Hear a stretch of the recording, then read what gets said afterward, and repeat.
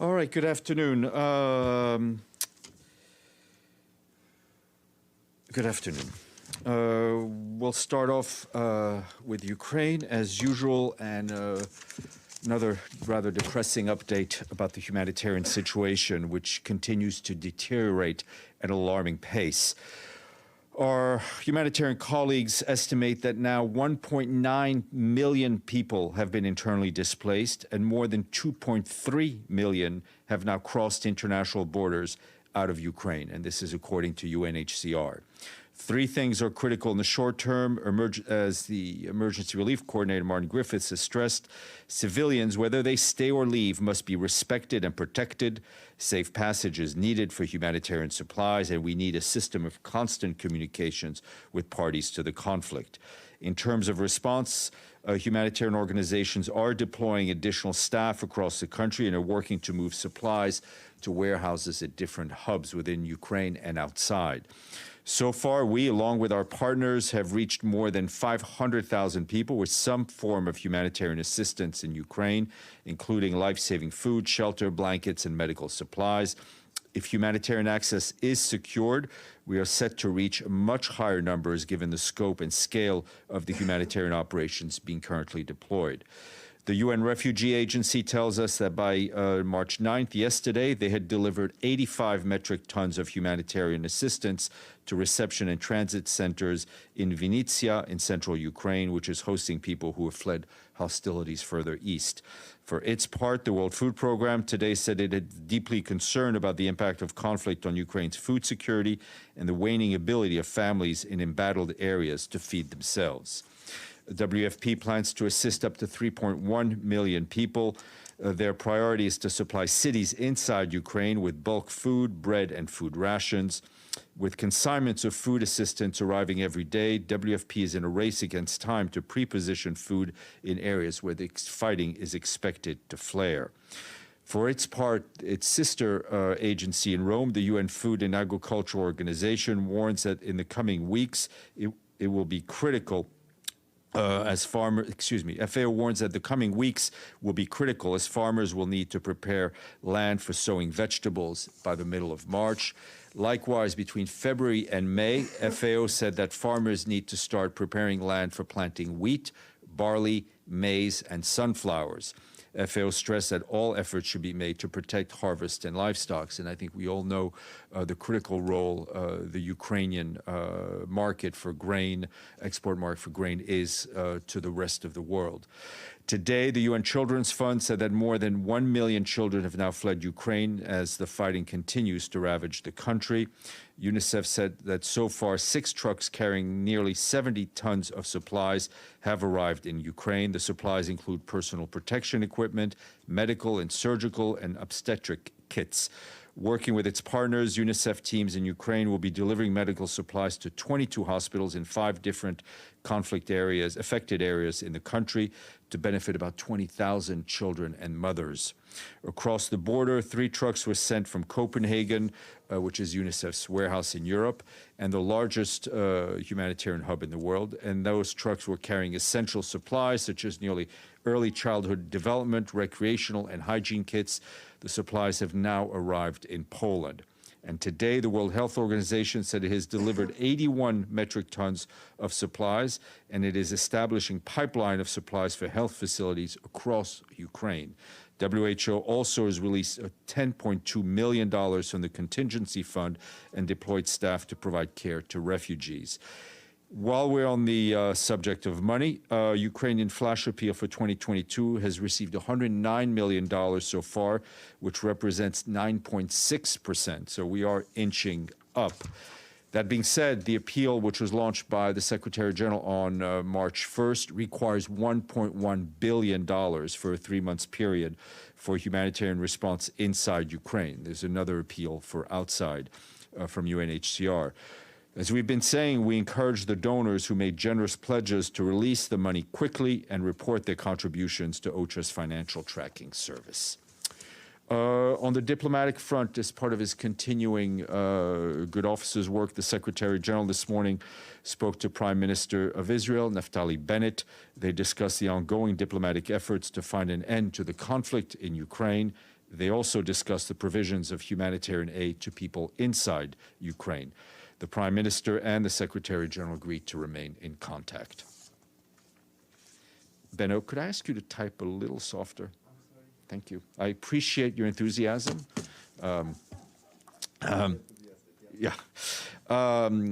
And back here this morning, the Secretary General spoke at the General Assembly's 5th consultations on our common agenda, focusing on international cooperation. In his remarks, the Secretary General said that war in Ukraine has reinforced the need of a renewed, much stronger focus on peace in all its forms. And in the face of recent developments, there is a renewed pressure to consider whether global governance systems are fit for purpose and how they could be improved. Mr. Guterres warned that the conflict in Ukraine could have serious global implications, including the stretching of humanitarian funds for the most vulnerable people around the world, the potential increase of global hunger, and an increase in energy prices. The economic impact of the war will hit developing countries hardest, who are already struggling to recover from the pandemic and dealing with rising inflation, he said. The Secretary General added that we need serious effort to improve global governance, manage risks, safeguard the global commons and global public good, and announced that he's asked his high-level advisory board on global public good to provide concrete recommendations to improve global governance and build on the ideas of the Common Agenda report. Secretary General also delivered remarks via pre-recorded video message to the 8th Istanbul Conference on Mediation today, which took place in Antalya. In it, he said that the recent weeks, some of our fundamental assumptions about international peace and security architecture, have been shaken to the core by the tragedy unfolding in Ukraine. The Secretary General said that we must find better ways to engage our collective mediation efforts in services of the Charter's central principle of the Pacific settlement of disputes, using the many regional and other mechanisms available to us. Success in mediation hinges on international support and political unity, he added. At this critical moment, he said, let us come together politically in support of the peaceful resolution of conflicts everywhere. Our friends in North Africa at the UN support mission in Libya said they are closely following with concern reports about the mobilization of forces and movements of large convoys of armed groups that have increased tensions in and around Tripoli. The mission stresses once again the importance of preserving calm and stability in the country and calls on all parties to refrain from any action that could lead to armed clashes. The UN mission urges all parties to cooperate with the Secretary General's Special Advisor, Stephanie Williams, and her ongoing efforts to find a negotiated way out of current political stalemate. Ms. Williams said in a tweet she urged restraint and the need to abstain from provocative actions in word and deed, including the mobilization of forces. She renewed her offer to utilize her good offices in the UN to mediate and assist Libyans finding a consensus on a way forward. Back here, Izumi Nakamitsu, the High Representative for Disarmament Affairs, briefed the Security Council on the issue of chemical weapons in Syria. She told the Council that Syria continues to refuse to issue entry visas to one member of the team from the Organization for the Prohibition of Chemical Weapons. She reiterated that the use of chemical weapons is a grave violation of international law, and the UN would hold to account those who violate that norm. And I want to flag that tomorrow is sadly the 11th year since the start of the Syrian conflict. We will have a statement from the Secretary General on that occasion, which will once more underscore the heavy cost of the war and the need for a negotiated solution to this horrific conflict. And so it finally ends, and I think it's been shared with you under embargo. Moving to Afghanistan, the High Commissioner for Human Rights, Michelle Bachelet, is in Kabul. She said that she's speaking to the de facto authorities about the urgent and critical need to make progress towards the realization of women and girls' fundamental human rights and to bring to an end the many serious human rights violations to which women and girls have been subjected. She said she's listening to women share their experiences and those of their sisters. Ms. Bachelet stressed that if Afghanistan is finally to find peace and progress, Afghan women should be active agents for change and will be given the space to lead peace-building, humanitarian, and development processes. And an update from Myanmar, where our colleagues there continue to be concerned over the deteriorating humanitarian and human rights situation due to stepped-up armed clashes in several areas, particularly in the northwest and southeast. The number of internally displaced men, women, and children who have been uprooted since the military takeover last February has exceeded 500,000, bringing the total number of people internally displaced in Myanmar to 873,000 men, women, and children. The 2022 Humanitarian Response Plan seeks to reach a record 6.2 million people with assistance, and we ask for $826 million for that. We urge donors to give generously in solidarity with the people of Myanmar. Critical humanitarian needs are continuing to grow while access to people in need remains limited. We need safe, unconditional, and predictable humanitarian access to the growing needs, especially in conflict areas. And in a report released today by our friends in Paris at the UN Educational, Scientific, and Cultural Organization, they sound the alarm about the worrying decline in press freedom levels around the world. According to the World Trends in Freedom, Expression, and Media Development report, conflict, the spread of mis- and disinformation, and new laws that claim counter and fake news are leading factors in the decline. Yet UNESCO stresses as the recent crises show, it is during such times that a free and independent press is most vital and hence must be protected. I've been saying that. The report shows that from 2016 to the end of 2021, UNESCO recorded the killings of 445 journalists who either died for their work or while on the job. At the same time, imprisonment of journalists has reached record highs. The agency notes that journalists covering protests are routinely harassed, and the new legal measures undermine instead of bolster press freedom. They point out that since 2016, 44 countries, that's out of 193, have adopted or amended laws and regulations which threaten freedom of expression and press freedom online. The report is online, and I would urge you to report on it. Today marks the first International Day of Women Judges. The day was created to reaffirm our commitment to develop and implement effective national strategies and plans for the advancement of women in judicial justice systems and institutions at the leadership, managerial, and other levels. In 2017, 40% of judges were women, which is a 35% increase from 2008. As the Secretary General said many times, only through the active participation of women on equal terms with men at all levels of decision making will we be able to achieve the sustainable development, peace, and democracy. That is online. Another sad anniversary to tell you about. 3 years ago today, Ethiopian Airlines Flight 302 crashed shortly after takeoff from Addis Ababa. Today, we remember again all of the victims of this horrendous accident, especially the families and friends of our colleagues who were aboard that flight, which was headed for Nairobi. 3 years on, we do not forget our 21 colleagues, many in the prime of their careers and hailing from various parts of the UN system. Their memory lives on in our work to promote the ideals of this organization and our dedication to the people we serve. We miss them all tremendously and send our thoughts to their families and friends. And lastly, just to end on good news, on money, today we thank our friends in the Kingdom of Thailand as Bangkok has paid its dues in full and we've now reached 70%. I'll take a break. You speak. Go ahead, Edie. Okay, two follow-ups and a question.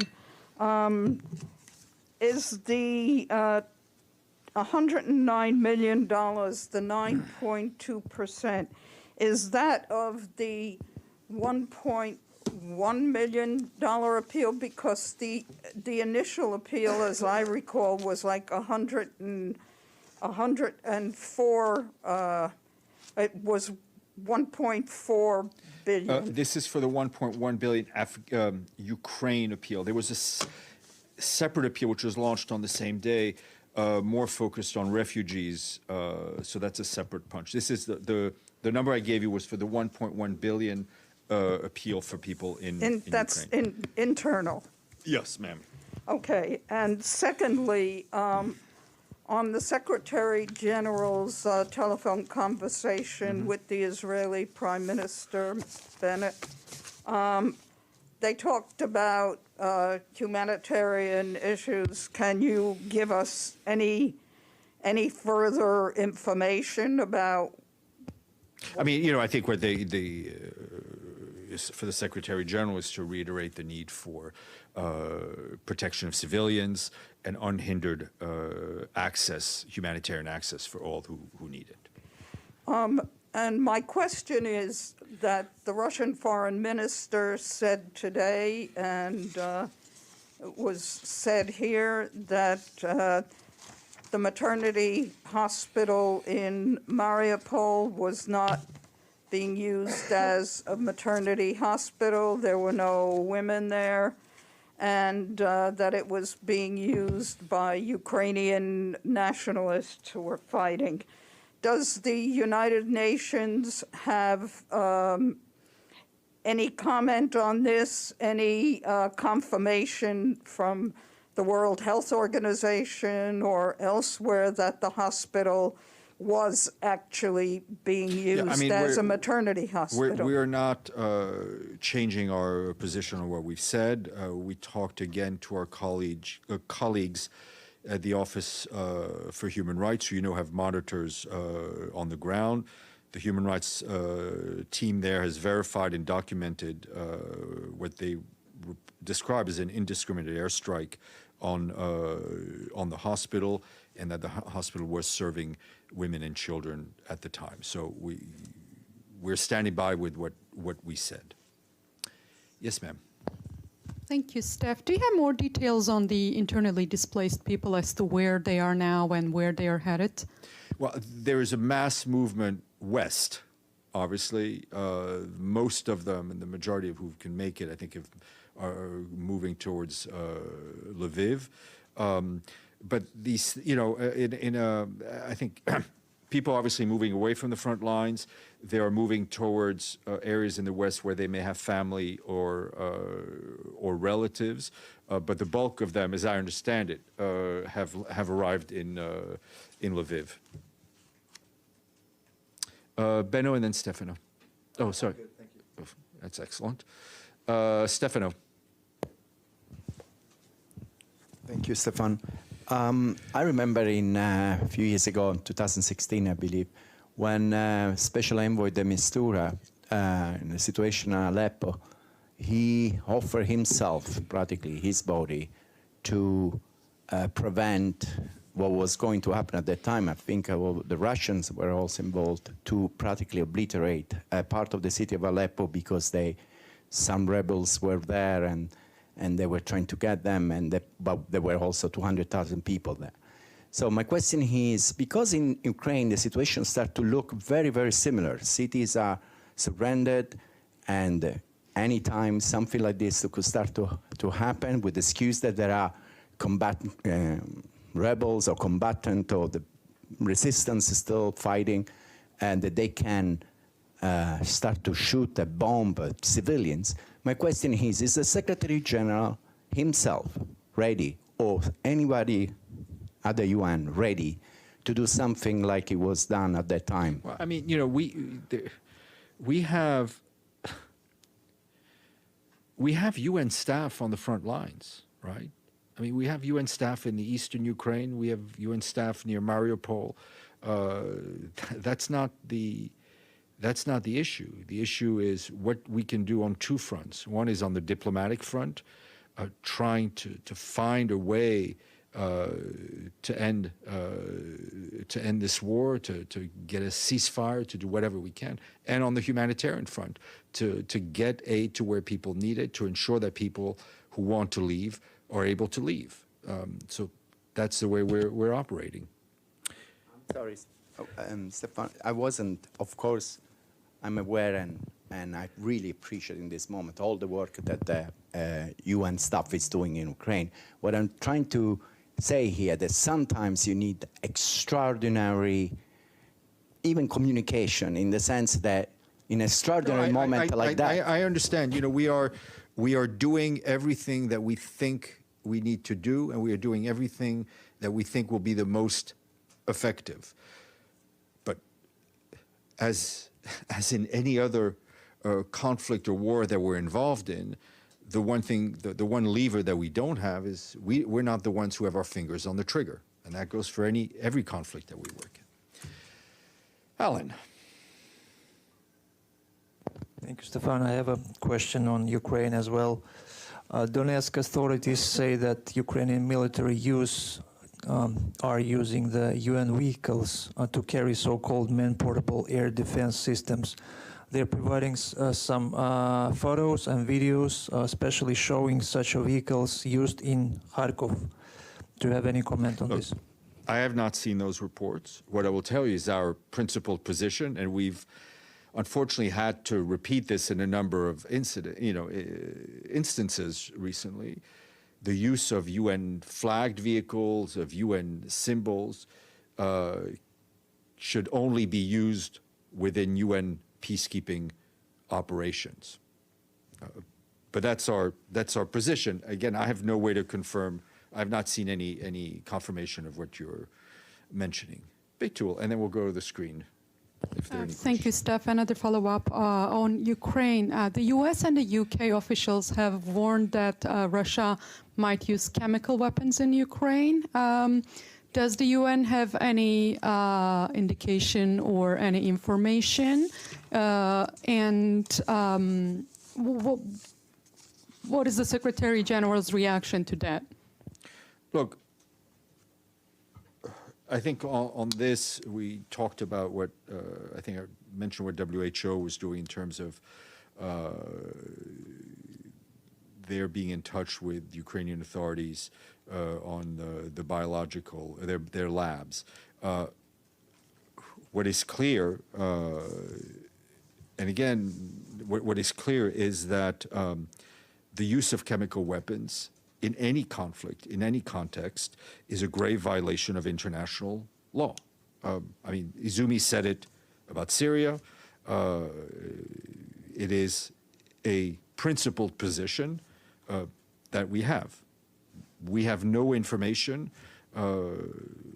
besides what's being reported in the media that of their imminent use. But their use would be illegal and a grave violation of international law. Okay, I don't see any questions. Margaret Bashir.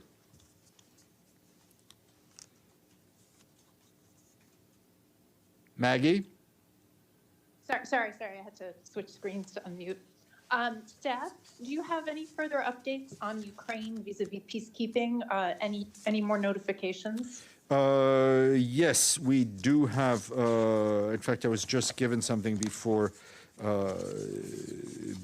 we came up. I mean, we had mentioned their intention to withdraw from the Democratic Republic of the Congo, from MONUSCO, which is about 250 troops and 8 Mi-8 helicopters. We've now received a further request from Ukraine to withdraw remaining uniformed personnel serving with 5 other peacekeeping operations: Mali, Cyprus, Abyei, South Sudan, and Kosovo. This includes 250 troops, 30 total, and this includes all of the presence, right? Includes 250 troops, 36 staff officers and experts on mission, 22 police officers. That's for a total of 308 personnel from Ukraine that they've asked to withdraw. The process of actioning their request is underway. Obviously, we're in close touch with the permanent mission of Ukraine here and with the relevant peacekeeping missions. Again, as we've said, it is the right of any member state to withdraw. And we do need to thank the Ukrainian personnel and the use of their equipment for their longstanding contribution to peace operations, and obviously the individual peacekeepers themselves as well. Edie? Steph, what about other equipment from those other 4 or 5 missions? Is there any, aside from the 8 helicopters with MONUSCO, is there any other transport or significant equipment that you'd be losing? That No, in terms of the Ukraine military, the significance is these 8 helicopters, which are in MONUSCO, and we're obviously trying to figure out ways to manage and mitigate the impact of their departure. And do you have any information on how one sends back those helicopters? Because presumably they cannot fly from like Goma to Kyiv. So. No, I mean, they in fact, they Craft and that, I mean, there's they- air closure issues. they will have, they will have to figure out, but you could fly, I mean, you can fly from, Goma is a big airport. There are large transport planes that transport helicopters, and the Ukrainians will decide where they send them to. Just another quick follow-up. Does that leave any Ukrainians in any UN peacekeeping mission? No, Or that is- means there that's are none, the that would- total? Once they leave, that would be it. Yeah. Okay, I have a question. I have a question, Steph. yes, Pam. Yes, Pam. There was a letter that was, thank you. You can hear me? Yes, I There can, was and a letter that was sent, go ahead. And I see a picture of you holding a mic, so go ahead. sorry, I don't have video today. There was a letter that was sent. I can take that off. There was a letter that was sent by Ambassador Nebenzia to the Secretary General and to Ambassador Nusre of the UAE yesterday that asks the Secretary General to comment and to recognize the information that Russia sent regarding Mariupol Hospital. Is there any reaction to that letter, and has the Secretary General received it, and does he plan to respond? I mean, I think I addressed that in the beginning. Yes, we've received the letter, which is a letter addressed to the presidency of the council. We're in the process of circulating it as is requested. As far as the attack on the hospital, I mean, as I said a few minutes ago, we stand by what we said, and I gave an update from our human rights colleagues on the ground. Okay, I think there was another question. Just one, Yeah, go ahead. I'm sorry, there was a follow-up, which is, you said the number yesterday, but how many peacekeepers of Ukraine are now being withdrawn or reassigned? 308 is what I just said. And that includes thank you. 250 soldiers, 36 staff officers and experts on mission, and 22 police officers. Thank you. You're welcome. I think there was another question on screen, then we'll come back to you, Edward. Okay? Yes, Stefan, it's me, Oscar. Yes, Oscar, go ahead. Yes, Stefan, my question today is regarding, according to your reports in human rights violations in the conflict, in the war, the invasion, we don't know how to call that situation now, is the indiscriminated use of force against the civilians in shooting and being killed by the Russian army. In this regards, does the civilians has the choice, as you said, to move what they want to move, or they're forced to move either to Russia or to the borders where they can be safe for sure in this war? And everything according to the statehood, the international law, they has to be protected on this regards. So what is your comment on this, or there is any real information of the situation, the real situation on the ground? Well, what is clear and what we said is that people have a right to move where they want to move. No population should be forced to move, and that's a basic right that we've been talking about. And it is clear that in this conflict, as in other wars, we are seeing civilians pay the ultimate price because they are caught in the fighting, or because their infrastructure, their hospitals or schools are being destroyed as the result of the fighting. Thus, the need for us to see an end to the fighting as quickly as possible. Thank you. You're welcome, Edward. Hope today I don't repeat your briefing. So Let's see if you were paying attention, Edward. all right, I'll try my best. It seems today you didn't mention the casualties No, so I didn't. The casualties are updated daily on the website of the UN Office for Human Rights. I can tell you that from the 24th of February at 4 a.m. until midnight last night, the High Commissioner's Office had recorded 1,506 civilian casualties in Ukraine, 549 killed, and 957 injured. And as we've been saying, this is very likely a big underreporting. And the second question is actually a follow-up. Since there are 308 personnel from Ukraine, peacekeepers that are leaving, what's the plan to replace their Well, posts? that's what we're looking at. I mean, they just told us today. We're now obviously going to be talking to the peacekeeping missions impacted to see what impact that has. We're going to try to mitigate that impact, and we'll be talking to various troop contributing countries, police contributing countries to make up the gap. I mean, just like we're doing in Mali, when I think Denmark was the latest one to say they were taking out a unit. Okay. Polina Kubiak, this feels like your moment to shine.